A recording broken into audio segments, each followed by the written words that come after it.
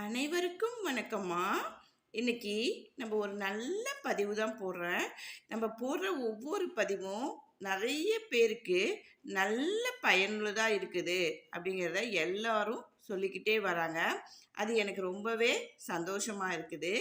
இப்போ போடுற பதிவுமே உங்களுக்கு ரொம்ப பயனுள்ளதா இருக்கும் அப்படிங்கிறதுக்காக தான் போடுறேன். நான் போடுற ஒரு பதிவுமே ரொம்ப நீங்க அதிகமா செலவு செஞ்சு எந்த பரிகாரமும் நீங்க பண்ண தேவை இருக்காது. வீட்ல இருக்க பொருளை வச்சு தான் நம்ம பண்ண போறோம். இன்னைக்கு போற இந்த பரிகாரம் ரொம்ப ரொம்ப எளிமையான அதுவும் ரொம்பவே சக்தி வாய்ந்த ஒரு பரிகாரம். இது யாருமே அவ்வளவா செஞ்சு பார்த்துருக்க மாட்டாங்க.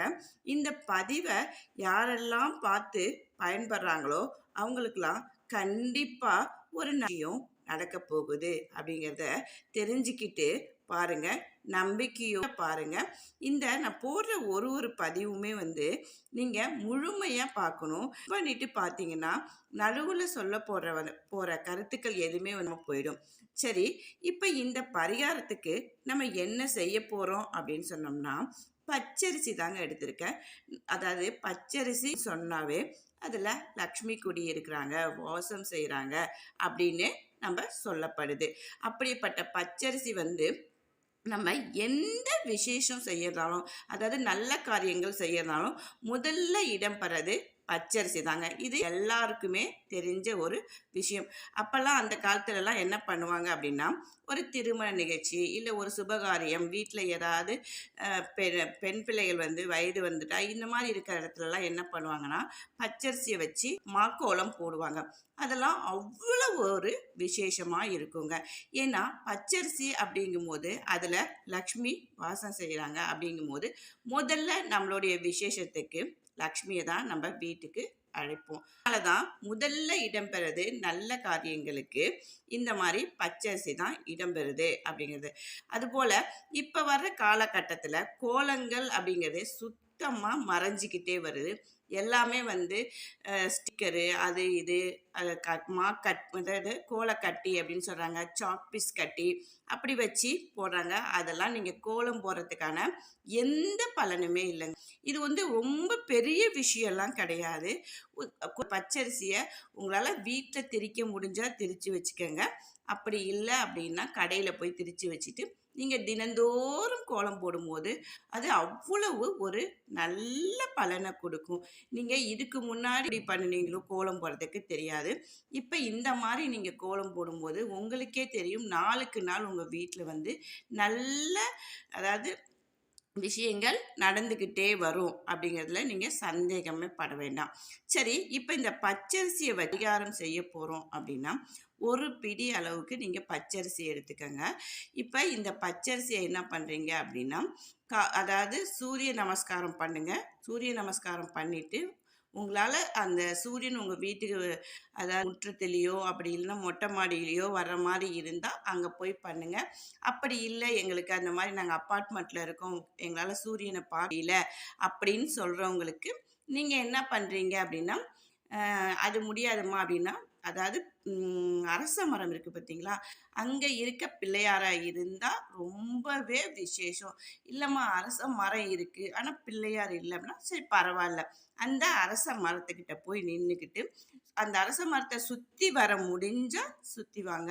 இல்லை அது போக முடியாது, மரம் ரொம்ப பெருசாக இருக்குது, பள்ளமாக இருக்குது, அந்த பக்கம்லாம் போக முடியாது அப்படின்னு சொல்கிறவங்க அரச மரத்துக்கு முன்னாடி நின்ன இடத்துல 3 சுற்று சுற்றுவோம்ல, அந்த மாதிரி சுற்றிட்டு அந்த அரச மரத்துக்கு சுற்றி என்ன பண்ணுறீங்க அப்படின்னா, இந்த பச்சரிசியை நீங்கள் போட்டுட்டு வந்துடுங்க.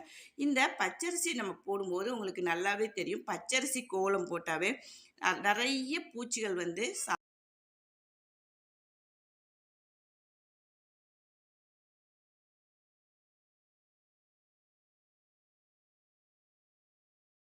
அரச மரத்திட்ட போயிட்டு அங்கே பிள்ளையார் இருந்தால் அந்த பிள்ளையாரை 3 முறை வலம் இந்த பச்சரிசியை நீங்கள் போடலாம். அந்த மாதிரி அரச மரத்து பிள்ளையார்கிட்ட இந்த அரிசியை போடலாம். இந்த அரிசியை நம்ம போடுறதுனால என்ன பலன் அப்படின்னா, நிறைய பூச்சிகள், எறும்புகள் இதெல்லாம் வந்து சாப்பிட வரும். நமக்கு நிறைய பிரச்சனைகள் இருக்கு. நம்மளால வந்து எந்த தானமும் பண்ண முடியாது.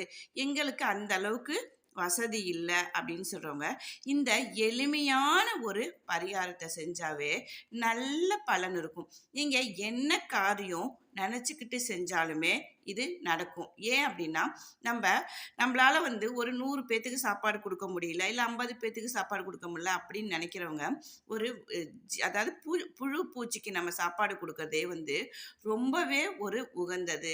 அப்படிங்கிறதுனால தான் நம்ப இந்த பரிகாரம் போடுறோம். அது மட்டும் இல்லாம, நம்ம பச்சரிசியில எது செஞ்சாலுமே வந்து, அது நமக்கு உடனடி பலன் குடுக்கும் அப்படிங்கிறதுல சந்தேகமே உங்களுக்கு வேண்டாம். இப்ப நம்ம ஒரு குலதெய்வ கோவிலுக்கு போறதுனா அப்படின்னாலும், நம்ம வந்து பச்சரிசியில தான் பொங்கல் செய்றோம். அது இல்லாம மாவிளக்கு தீபம் அப்படிங்கிறது ரொம்பவே ஒரு விசேஷமானது அம்மனுக்கு.